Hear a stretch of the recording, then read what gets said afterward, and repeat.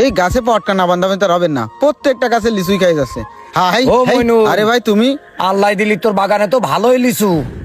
তোমার কি আল্লাহ কম দেছে? তোমার বাগানও তো লিচু ভরা, আল্লাহ দিলি তোমার বাগানে যে লিচু, তুমি তো এইবারই বিল্ডিং দিবানে। আর আমার লিচু বাগান কোশিনে সে কথা ভাই। ও মইনুল ভাই, এই যে ভাই। আল্লাহ তো তোমার এবার ভালোই লিচু দেছে, একটা গাছও তো বাদ নেই, প্রত্যেকটা গাছ হ্যাঁ ভাই, ওই তোমাকে দর্জনের দোয়াই আমার বাগানে লিচুটা এবার একটু ভালো হয়েছে। আমি এই জন্যই তো তোরা কলাম। আর এই বছরে কিন্তু লিচুর দাম নেই, বাইরের ব্যাপারীরা লিচু তেমন নেচ্ছে না। না মইনুল, তোর বাগানের লিচু সব পয়সা নষ্ট হয়ে যাক, কিন্তু এগের মতো সিটার বাটপারের কাছে তোর বাগানের লিচু বিক্রি করবি না। কি করছেন ভাই?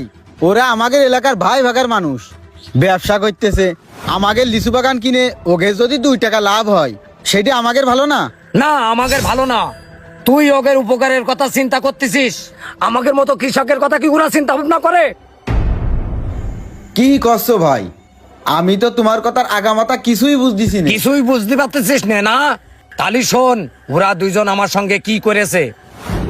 হ্যাঁ হেই হেই, পাখিটি সব খেয়ে গেল, কাঠ বিড়েল আর পাখি লেগেছে একসাথে।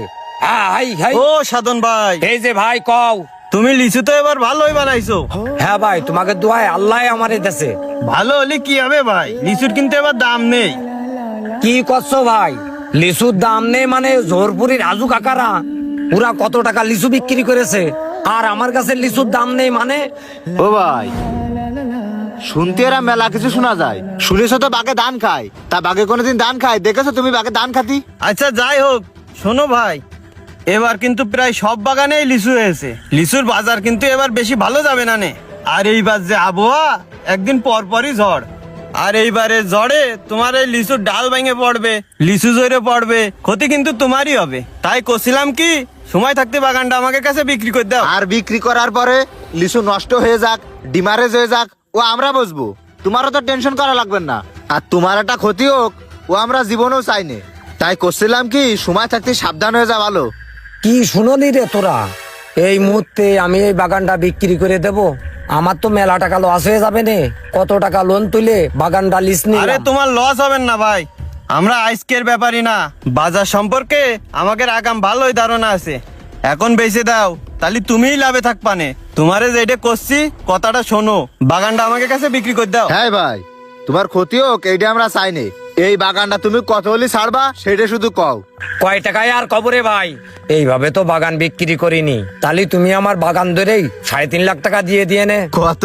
3.5 লাখ? তোমার বাগানে যে লাইন, আর তারপরও লিচুর এবছর দাম পাওয়া যাবে কিনা সন্দেহ আছে। অত কথা না, তোমারে বাগানের দাম 1,30,000 আছে, তুমি নিজের লোক, ওই 1,50,000 দিয়ে দিচ্ছি, তোমার লস হবে না নে। এ আলামিনের টাকা বের কর। আচ্ছা ভাই দিচ্ছি, এই যে ভাই ধরো, ওই জায়গা 50 আছে। ভাইরে লসে কি আমার হয়ে যায়? আরে তোমার লস হবে না নে, রাখো দিনি ভাই, চলে গেলাম। তাহলে ওই কালকে এসে পটকা বাঁধতে দেওয়া যাবে না কাছে। বাগানটা বেচে দিয়ে কি ভুলই করলাম? না, যা হয় হোক।